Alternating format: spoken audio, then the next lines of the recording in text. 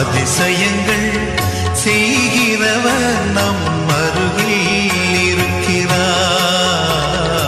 அற்புதங்கள் செய்கிறவர் என்றும் நமக்குள் வசிக்கிறார்.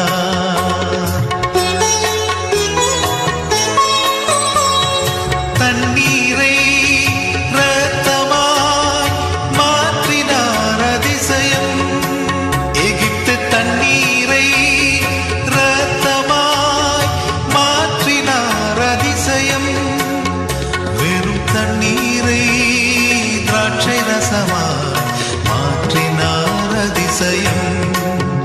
வெறும் தண்ணீரை திராட்சை ரசமாய் மாற்றினார் அதிசயம்.